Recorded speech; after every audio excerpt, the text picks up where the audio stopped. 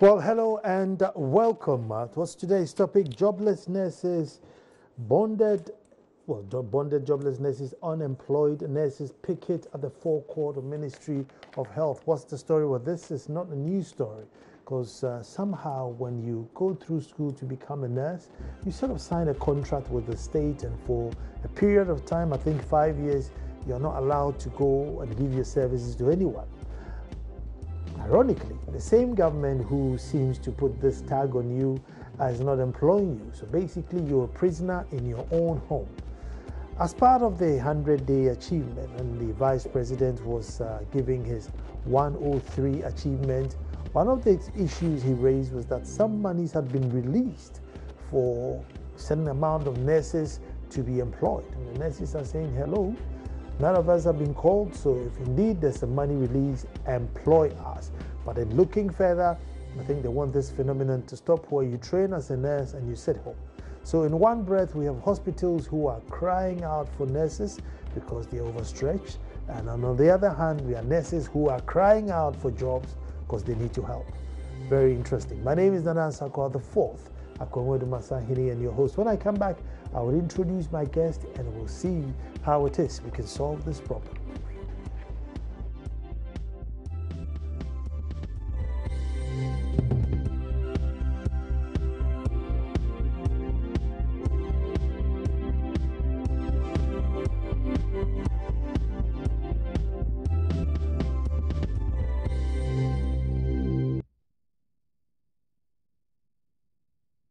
I'll be speaking to some of the aggrieved nurses now. The PRO has indicated that, they are working on their issue and that they are processing them. But then looks like they are here. Some of them have refused to go back, and it's obvious that they are going to sleep rough.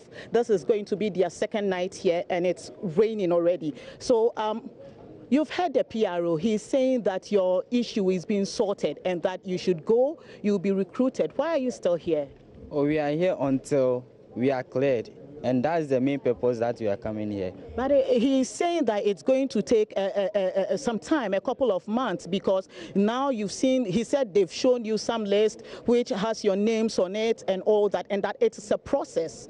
Oh, that they've been saying this for a long time, and we've been waiting. The minister himself promised us 2 weeks, which would even be ending 11 April. So as we came on the 11th April, he said that he doesn't have our list.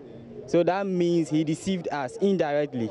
No, but the PRO is saying that today he has shown a list to you. Have you seen the list? We've seen the list, but it is not ours. We are 937. We are not 4,000. Where are you from? I'm from Ho. That's where I'm from. Some people are from Boku. Some people are from Tamale. So which nursing training college did you attend? Nurses training, Ho nurses, we do general nursing, and I'm a general nurse. Some of us are midwives. Some of us are psychiatric nurses. And that we are of different category of nurses, and we have come together. And that's why we are here. Until we are cleared, we are not going. So you're saying that the list that the PRO stated that he has shown to you, and even some of you were happy to see your names on it, you are saying that your name was not included? And we didn't see our names for us to be happy. So what he says that we saw our names and we are happy, I don't think it is true. Okay, but my major concern now is that it seems you're going to sleep rough tonight. Okay, it is raining, and this is your second night. Where did you sleep last night? We slept here on the floor. On the floor. That's where we slept. We lay our cloth and we slept on it. And how are you going to manage to sleep tonight, because the whole place is, wet? Yes, I think that's how we can do, because we can't go home. That's the only thing we can do now. We will only manage and sleep. If we are infected by any mosquito, we will still manage. What is your name and which nursing training college did you attend? I'm Latif, at school at Ankafo, Kepus. Okay. And so you've also not been enrolled, that's why you are here? Yeah. So where did you sleep last night? Oh, you all slept here. You all slept here. Yeah. So how are you going to manage tonight? Or some of us have to lean ourselves with the all of the ministry. But I'm sure you heard the PRO. I'm sure your brother here is saying that he's not leaving until his case is sorted out. But what of you? All of us, it's not only the person. Really? Yeah. Exactly. And what the PRO said is just coining something else. In the morning and yesterday, what they told us is different from what he just said to you. But he said he has a list which you've seen. The list have been here since last year. Did you find your name in it? Yeah, I saw my name last year. But today, when I went there, he was just offering his PC. So I have to come out. I didn't see my name. We haven't seen our name in his list. So we are not happy with it. We are sleeping here tonight. So our clearance is what? Issued to us before we are going home. Possibly if the clearance is not issued, Okay. by tomorrow, we are marching straight to the Flagstaff House so that we're going to submit our petition to the president to see whether he will listen to our plight. Okay. Let me speak to this lady. I'm very much concerned about this lady. What is your name? Which nursing training college? I'm Rebecca from Takwa Midwifery. Takwa. Okay, so you were also here last night, so you slept here? Yeah, we slept here. In the midst of all these guys? Oh, yeah. How did you manage? We slept, I leaned on the wall. You leaned on the wall. And tonight is going to be rough because of the rain. What do you plan to do? I'm staying because I'm not the only lady staying here. Oh, really? Because there are lots of ladies under the canopy over there, and they are all staying. Okay, please don't be turned. I need you to stand here so my cameras can capture you. So I know for ladies there are certain essential things that we need for our comfort and for our hygiene. So are you saying that you've been in this clothes since yesterday? I have my mufti inside. Oh, okay. As I can show you, I have my dress. I put on my uniform. So I'll go and exchange. I have my towel, my sponge, everything. Oh, really? There. Yeah. You came prepared? Very prepared. But where are you going to take your shower? Oh, that one is not a problem. Really? It's never a problem. You are really determined? Yes, because as a midwife, she will always prepared. You can go for a night without even coming home, because when you meet a case, you cannot go home. You have to stay by your patient and make sure that your patient is in a good state before you can go home. So when such thing happens, will you say that you are going to leave the patient there and go and take your bath? No, we can't do it because we are training it. So we are willing and that we are. So it's not a problem for you at all? Problem at all. Well, she's well trained and she's well prepared, and therefore she'll treat it as an emergency case until it's solved. She's not going anywhere. That's how serious the issue is. With me in the studio is Ben Arthur, who's a labor consultant and also a practicing civil engineer. Very unusual combination. Ben, you're welcome. Thank you. Last time we spoke, we were talking about special ballots and the educations around it. Special voting. Special voting. Special voting. Good to see you again. And then also in the studio is James Aguri, who's president for Coalition of Unemployed Bonded Diploma Nurses. James, you're welcome. Thank you very much. James, I will start with you by just asking the simple question, what's going on? Yeah, what is going on is that we've completed our training in February 2015. Speak up a little bit. We've completed our training in February 2015. Okay. Then ended our service August 2016. So we are almost 9 months now. We've not been posted. We've written about 5 petitions to the minister, this new administration, 2 to the president, 3 to the chief director. They've never called us and said, oh, we've seen your petitions, come, and then we'll have some discussions about your problem.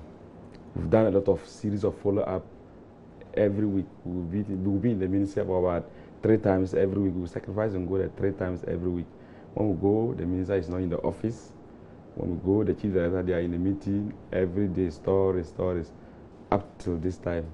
That we realize that we've used all diplomatic means and it's not working. So we have to come out and let the good people of Ghana know what we are going through. But you are bonded, so you're on an agreement? Yes. So you are unable to work for a private? Yeah, when you go to a private hospital, they will tell you that when they pick you, government puts you now, you go. So they will have to look for staff again. So that's the challenges we are facing. And you can't refuse when the government calls you because of the bonding Because issue. of the bonding, yes, sir. And the government is not calling you either? Yes. But the vice president mentioned that some monies has been released for, what, 11,000 of you? Yeah, he said they have cleared 11,000 nurses from 2012 to 2016. What I know is that all bonded nurses from 2012 to 2014 are working long time. Not even this year, they are working long time. So we don't know where the 11,000 clearance is. There's no document to that effect. We've been there, they have not able to prove to us. They've not been able to give us a document to that effect.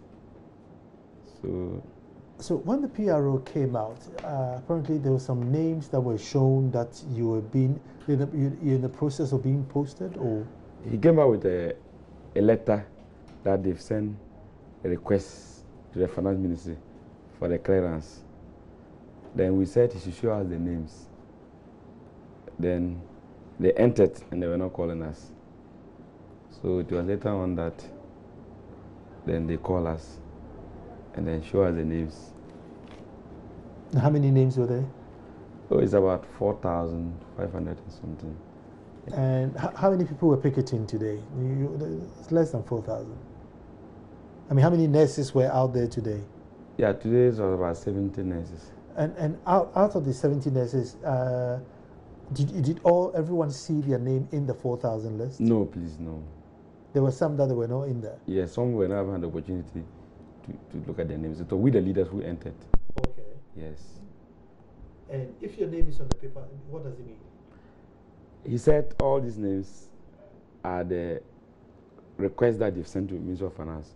So when the clearance is approved, these are the people they are going to post. I see. Yes. One of your nurses was saying that last year they came and saw the same names and the same story. Yes. Because the HR told us that they've sent our names last year, November, seeking for the clearance. Up to now, we've not had the clearance. Last year, November. Up to now, we don't have the clearance. That's what the HR told us. Yesterday, we had a meeting with them. I'll ask production that maybe we'll also open the phone lines and hear other nurses from other parts of the country to find out if somehow they may have fallen into this 11,000 bracket where the others are not aware of, so we can broaden the conversation. But let me come and speak to Ben. I mean, what, is there a deadlock? I mean, what else? Because if they've said the same story last year and they are saying it this year, how do we get our good nurses to trust that, well, this story is different from last year's story? Well, thank you again, Anna. I think this time the story has been a bit different. It's one particular story that I've happened to follow since, I think, last year, September.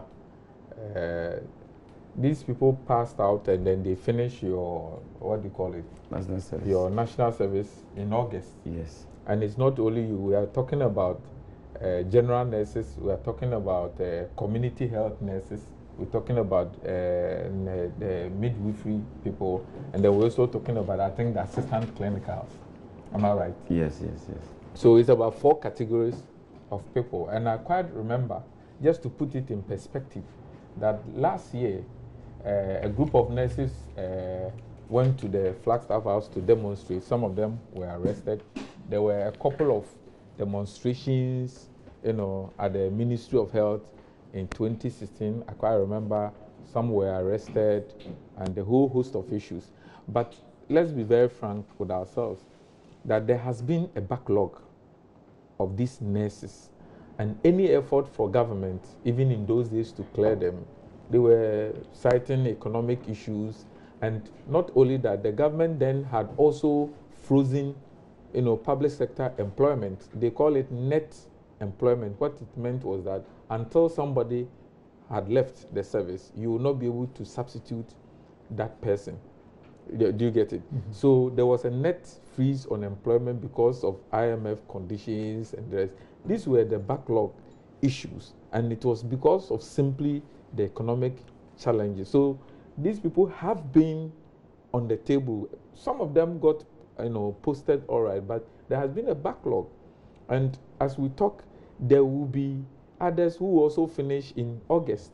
So the clearance, as far as I have understood and sought clarification on it, is that the clearance to hire 11,000. What it means is that the backlog that we have now, even if it's not 11,000, come August, it will be 11,000. But I empathize with the nurses, because it is one fight that they started way back September last year. And they have been waiting and waiting and waiting. And thankfully, now you have a budget that has been approved and the people are working on it. What I will urge them to do now is to be extra patient because worldwide it's becoming increasingly a big challenge for governments to continue to employ people and employ them. You see, when you look at our public sector, for example, it is becoming very obvious running through all the government that no single government will be able to hire all the people that come out of school. And again, looking at our precarious situation in Ghana, sometimes it baffles me. Some few years back, we were rather, inducing nurses and the rest to stay. They were very scarce to find, for which reason we came out with a policy to even bond them so that they would stay. And then for the past, I think, 6 years, 7 years, we have had backlog of nurses who have been unemployed. In all my life, this is the first time, not today, but within the past 6 years or so, that's the first time I've witnessed in Ghana where people get trained with such a critical skills and they don't get posted. Maybe the time has come for us to begin to transform the situation.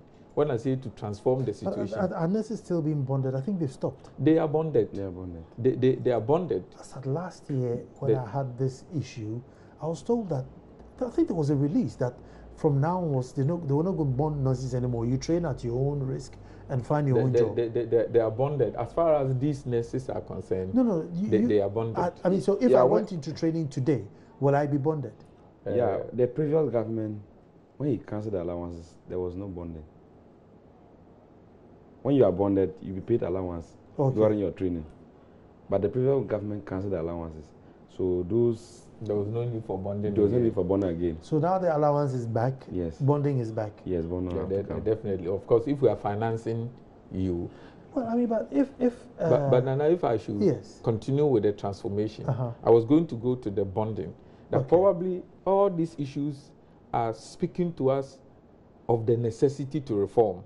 When I say the necessity to reform, the bonding issue is one key issue that probably we could look at an avenue where we have a multiple entry quota, where you can enter with the option to be bonded later, or you finance your own education. And then when you come out, you are at liberty to practice anywhere. But of course, we should link it like our engineering. When you practice for some number of years, you have to sit for an examination and pass. So we could do that by giving them licenses after a number of years of practice. But to bond every one of them is to say that government ought to hire them after their service. But it is becoming a challenge. It's not only Ghana. In fact, when you look at the US with the economy and all their abilities, still Donald Trump is talking about jobs. If you look at the UK, they are talking about jobs. The France elections, they are talking about jobs. So globally, it's become a big challenge. And what we are experiencing tells us that the time has come to quickly adjust ourselves to the issues. Their challenge is a bit different than ours, because you can't train somebody, bond them and say, well, I mean, literally you're making the guy a prisoner, for nothing. And I still think, well, give them an allowance because no knowledge is useless knowledge. After that, you can hire some, and some are free to also go. But let's listen to what Robert Kujo says, and he's the PRO for Ministry of Health. People should understand that the 11,000 does not necessarily mean that all health professionals within the system are covered. There are still some who are not glad to be employed as I speak to you, including our brothers and sisters who are here at the moment. But we've spoken to a number of them who say that they've been registered by the Nurses and Midwifery Council. They have their pins, so automatically after graduation, they should have been absorbed by the system. That is what I said. They should have. That should have been the normal practice. But we had some sort of backlog some time ago. This has affected us smooth recruitment exercise. That is why we're saying that I've spoken with them. I showed them a written letter to Ministry of Finance requesting for clearance for about 4,528, in addition to what we are already being done. We only asking them to be a little bit patient until and when? Give us some time. What's the, how do I put it? How long is this process going to take? Well, it's very difficult to give a timeline that is going to be today or tomorrow, because like I was telling them, even when the clearance is given, the process towards recruiting them and then giving them their stations also takes some bit of time, because these administrative procedures. Okay. So as I speak to you, I went further by even showing some of their leaders the list of names from Nurses and Midwifery Council. Very authentic, very genuine. I'm happy to see that when some of them saw their name, they became happy, and I could see that some of them are not even here. And the truth of the matter is that government is working seriously towards this issue. We are only pleading with our brothers and sisters who have been here since yesterday to just go home, exercise some sort of, some amount of patience, and then give us some time. Because just about 3 weeks ago, over 7,000 people have been recruited. The process is ongoing. It's not ended. I have shown them a letter that we are threatening to finance to give us clearance to clear these 4,528, including them. And I've gone further by showing them the list. They have gone through some of them have seen their names in there, and they are happy. Okay. So at this point, I think we will only appeal to these our brothers and sisters, because like I've been saying, it's not possible, looking at the way the government business is run, it's not possible for them to issue the application letters right here. Okay. It goes through certain processes, and that is what we are doing. We've given them assurance over assurance. Okay. They should just wait for us, and within some few, we can't be specific as to when, but it wouldn't take long. Okay. At least they should have faith in the system a little bit. All right. Now, my final question is, now it's already night, it is raining, it's obvious that they are going to sleep rough here. You are asking them to go back. Have you prepared any package for them, so to at least some kind of transportation to enable them go back to where they are coming from, because they are not working, they are not being paid? Well, you know the public sector and the way things go. Well, I'm not the financial controller, I'm not the accountant, and it's very difficult for me to speak on the issue regarding providing them accommodation or transport to go back. But I learned somebody has voted some 200, at least they can take some transport to their various stations of onward transportation to their various destinations. So we are appealing to them one more time that looking at the weather, looking at the time, everything possible is being done. At least they should have faith. Those who were recruited about 3 weeks ago, over 7,000, they went through the similar situation. Some were saying, no, we are being told lies all over.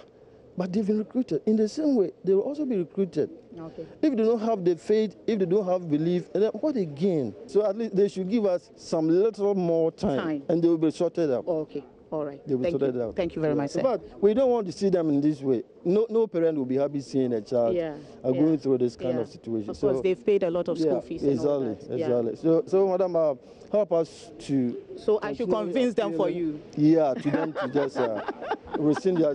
Because they've been here, we've been talking... Well, I think apart from going on his knees, his voice, his demeanor, everything tells that he's really pleading. He's asked for faith, trust, he's asked for patience. Let me go to James. PRO says have faith, trust them, be patient. 3 weeks ago, 7,000 were posted. A few more processes, 4,000 will be posted. Yeah. Last month, on 28th, we met with the minister himself. He gave us 2 weeks that will be cleared. He wasn't aware of our situation. So he gave us 2 weeks. The 2 weeks was supposed to end 11th of this month. After the 2 weeks, we made a follow-up When we got to the office, he got up and he sort of listened to us. He told us that we should give him more time. Then he was walking away. So we also left. The posture wasn't good. I don't know. We don't know what happened. So that same week, Thursday, we went back and the secretary said he wasn't around. Then we came back. So the minister has failed in his promise. You don't want to give the benefit of the doubt. I mean, it looks as if they've been cornered, and that if they come up with a date now... You see, when we come in this situation, they pretend to the public that they are working. But we've started this discussion 9 months now. Anytime you come, they will not mind you. If you are a minister, you are a leader, they have brought petitions about 5, you will never call them that, oh, come, let's sit down and have discussions. But when we come to a situation like this, they pretend to the public that, oh, they are working, they are doing this, they are doing this. They are pretending. Just for the cameras? Yes, just for the cameras to know that they are working. They are pretending. Have they responded to any of your letters? No. Not even one? Not even one. So they are pretending. Have they even written back to say, look, we have received your letter? The minister told us categorically that he has not even seen our petition one. That who has been caught? I say your secretary, look at her sitting down. If your secretary has not been given a petition, why should he even still be working with that secretary? Look, these are certain things that they are just playing games, political games. I'm telling you, they are playing political games. Man. Yeah. Secretary is getting the letters, not passing it on to the minister. Yes. 5, no response, not even acknowledgement to say, I write to say I have received your letter. For those administrative issues, I will leave them in the ministry. But as far as I'm concerned as a practitioner, looking at what they have been through, especially 9 months, I know he's recounting his story way back 2016. Yeah. And I've seen some of them, demonstrate even last year. I've spoken to some of them. And as I said from the beginning, that they should have faith in the new administration. Public sector work and some of the procedures that they go through can be very challenging. And some of them are structural. I'm not just being verbose, but I'm telling you the reality. They have structural challenges, a lot of bureaucracies to go through and the rest. If you're a sector minister, I don't speak for him, but this is the reality. If you're a sector minister and you want your ministry to work very well, you will not even attempt to hire people that you know they will have to go and work for the next 2 years and you don't know where to find money to pay them. Like previously, that had been the system. That if these people are hired today because the minister feels that his position is threatened or he believes that there's a need to appease them immediately, they could issue them with letters.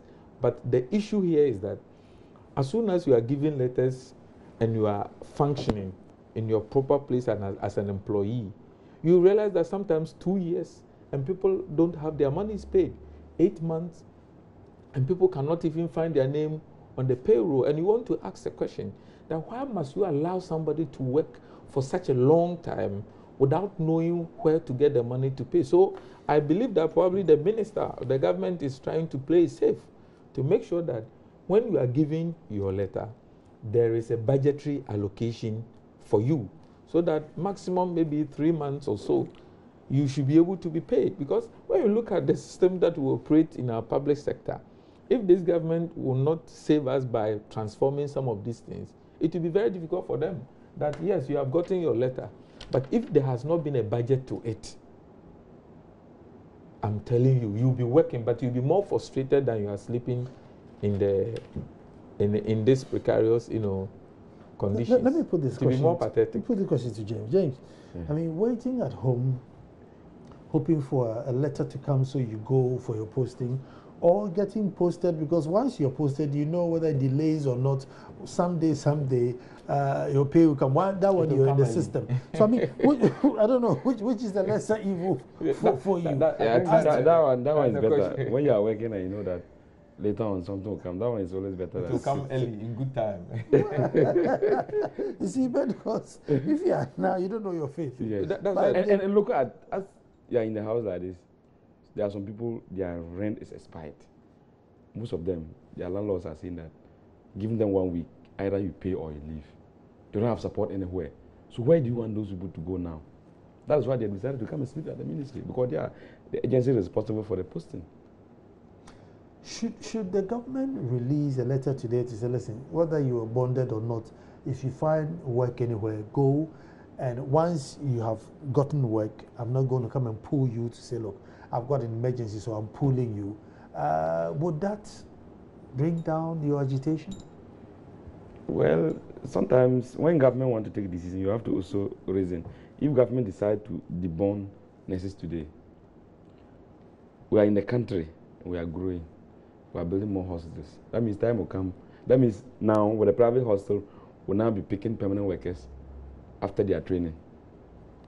So that means if you finish your 7 now and you have seen a private hospital that will pick you, you go there and work. So now government will also have a problem in supplying nurses to his hospitals. So sometimes when you are taking decisions, you have to think. No, but I think government is in a very peculiar place where, you know, he has nurses which it needs but can't employ because of money situation. I mean, I don't know, Ben. I mean, how do you solve this once and for all? We need nurses. We can't hire them. That's why I particularly like your show for that. You are focused on solutions, and James may have to help us in bringing the solutions. This is my suggestion. Number one, we have to look at the quota system at the point of training. That let the person know that you have this option, that I am going to pay for my training. When I finish, I could work for government or otherwise. That is one.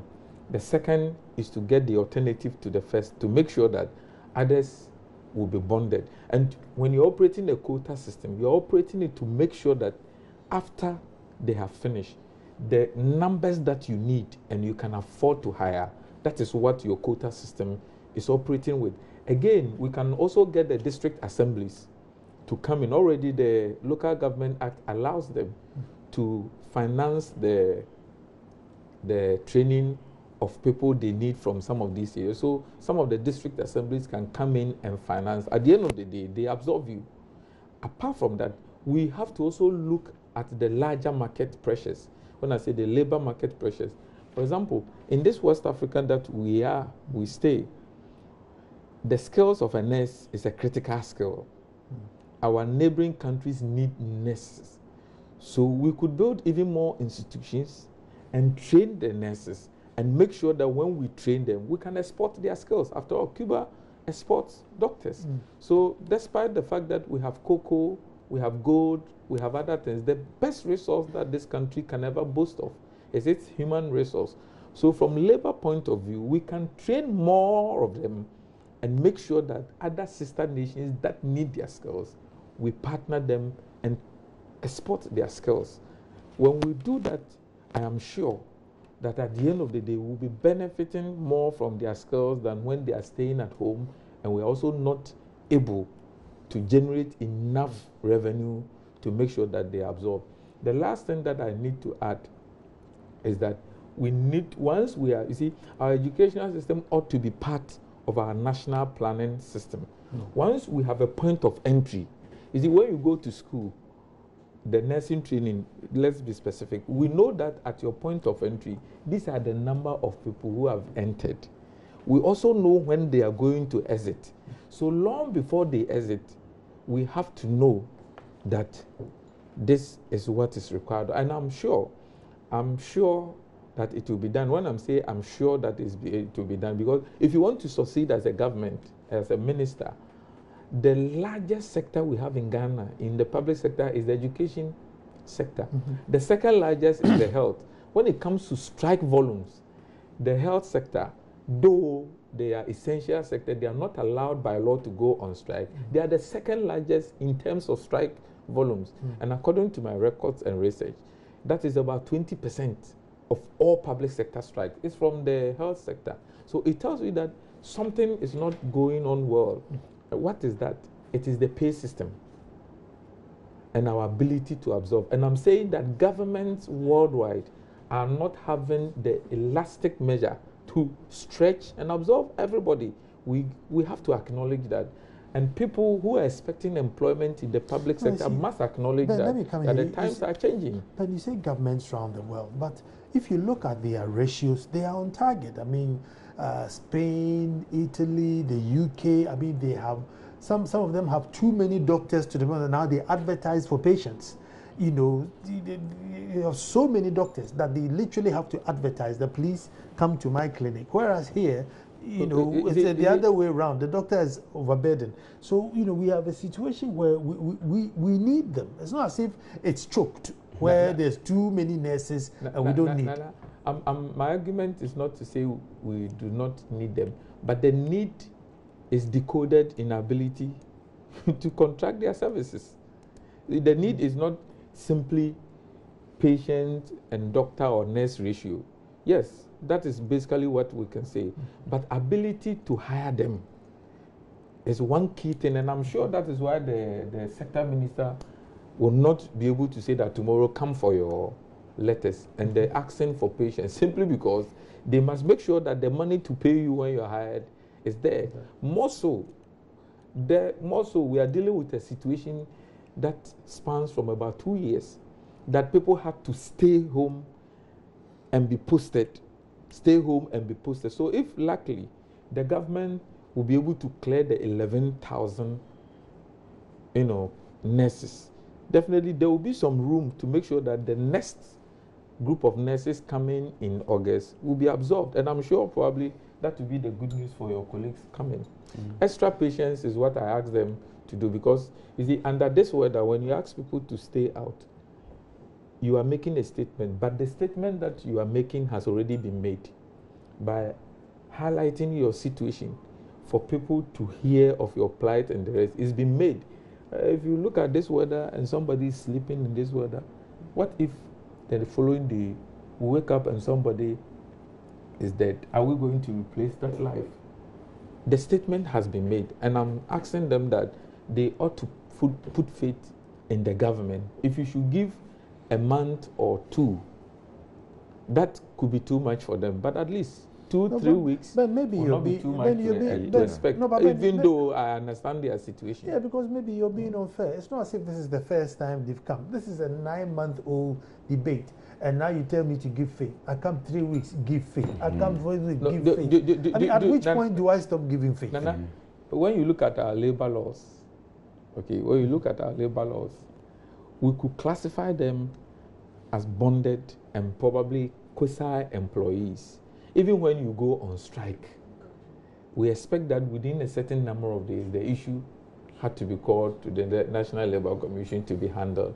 Or within 7 days, there could be a compulsory arbitration or something for you to call off this thing. But this time, we are unable to classify them fully as employees. So this demonstration, you will not be able to trigger the powers of National Labour Commission to say that I am calling this group of people and I'm calling the employer, come to the negotiating table and let us get this dispute resolved. So it becomes a very difficult situation. Other than that, you might not even want to do anything at all. But an appeal. You can call the bonded. You see, the demonstrator and the bonded. You see, or the bondee. I'm saying that even in this studio, I'm in this jacket, but the weather is not friendly. That is not to say, you know, lower, higher temperatures. That's not to say that.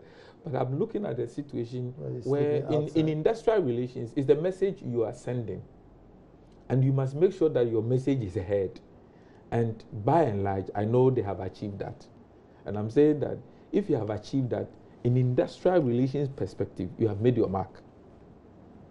Let me bring James in here. James, I mean, with all these problems that nurses are foreseeing, still the rush and the demand to go into nursing is still on the high. I mean, so you are entering, you've seen your seniors who've come out and are picketing in the rain, and people are still, you know, entering nursing. That's number one. Two questions for him. Okay. You know, first, you know, nursing was more of a calling, you know, like the pastor, teacher, policeman, you know, there were some, it was like a calling.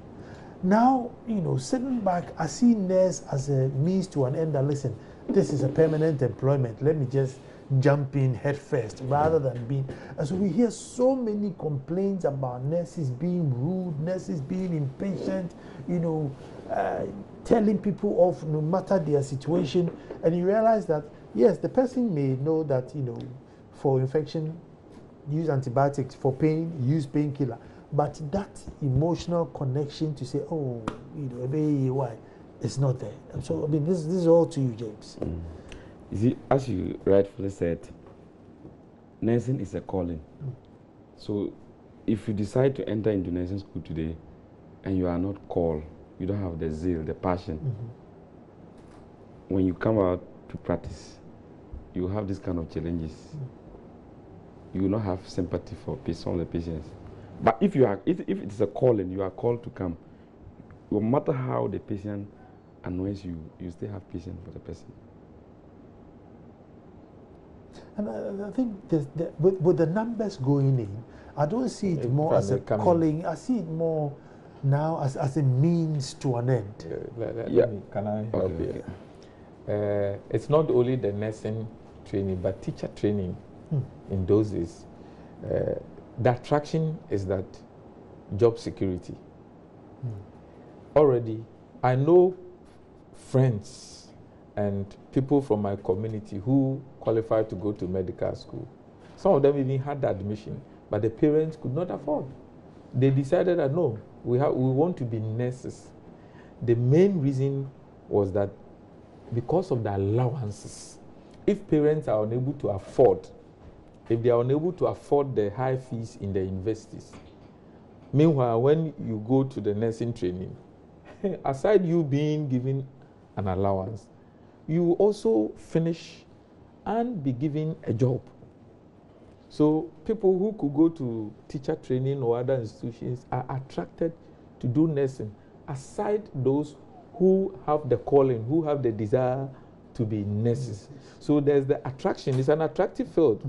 In this, environment of high unemployment rate, it makes a lot of sense to go and be trained as a nurse, simply because you are not going to wait after your national service for 2, 3, 4 years. Are you going to join the Unemployed Graduate Association? No. People have finished their master's degrees and they don't even find jobs. Let me take a quick break from here, and so then we'll come back. Attraction. And then when we come back, I'll try and get you on the phone. So all the nurses listening, we want to hear what your plights are. See if for you it was a calling or for you it was a matter of job security. Don't move. Well, thank you very much for saying. Let's see if we can squeeze in 2 or 3 calls before the show ends. It's 026 2088851. 026 2088851. 026 2088851. That's if you're a nurse.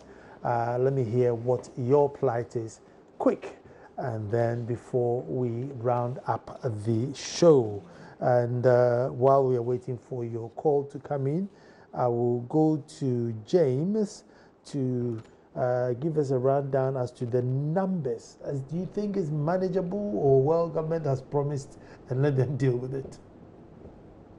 The 4,000. Yeah, the 4,000. Can government absorb that? Yes, of course, the government can absorb it. Because the last time we came, the minister went to parliament and said nurses had visited in his office looking for clearance, and they approved the budget that day for him.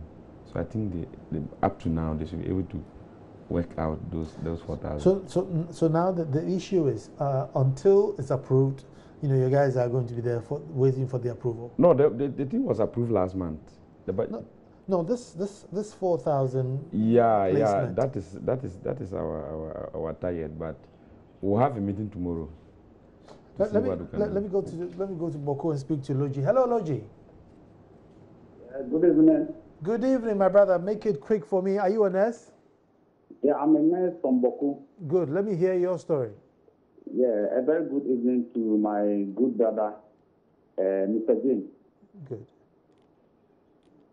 Make yours quick for me, please. Okay. Yeah, with regards to the issue of whether nursing is now a calling or a job avenue for people to come in and...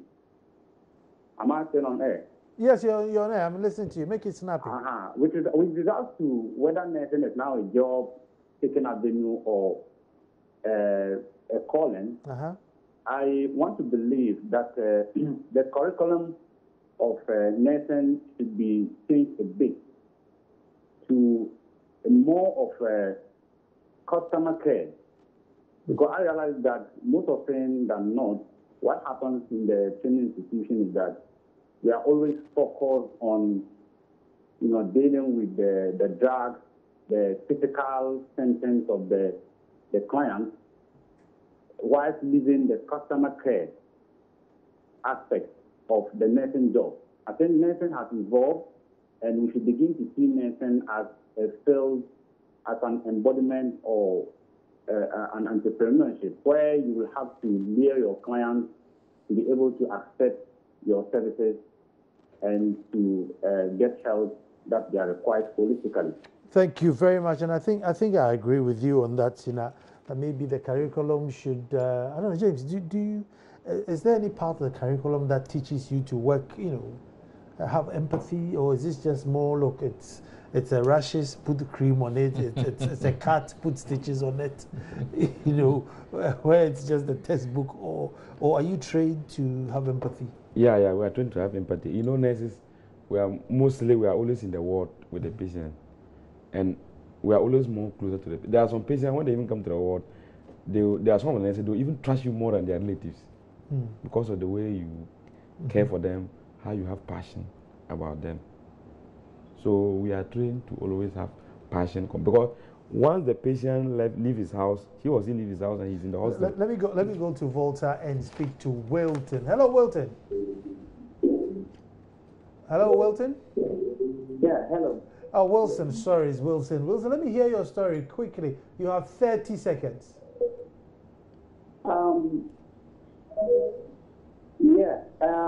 I want to say.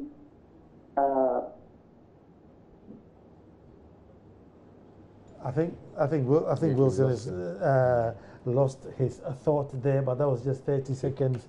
But just as to round up, James, what do you have to tell your brothers and sisters? Carry on their luta, or sit back and be patient? Yeah, maybe I will advise them to, once we have aired out our views to the president and to the good people of Ghana, and they've heard us, maybe we'll advise them tomorrow. We should pack. We'll have a meeting tomorrow and review some of the issues. Ben, last word. But tonight, we cannot, because some people are coming from Boku Tamale. My advice to my friends is that when the government can afford to pay allowances or restore allowances to nurses who are getting training, then obviously you must believe that those who have finished, whose skills are critical and are needed, definitely will be hired. All too soon, that's what time will allow us today. 024-366-2001. That's Tanti's Fashion. That's the designer who makes my shirts. They're not taking nursing. They're not taking nursing calls. So that's 024-366-2001. That's if you want a shirt like mine. Yeah, not to complain about your nursing thing. But thank you very much. Tomorrow we'll be back to do this all over again. And who knows? Next year by this time there will be no more nursing quarrels. Gentlemen, thank you very much. Thank you for having us. You're welcome.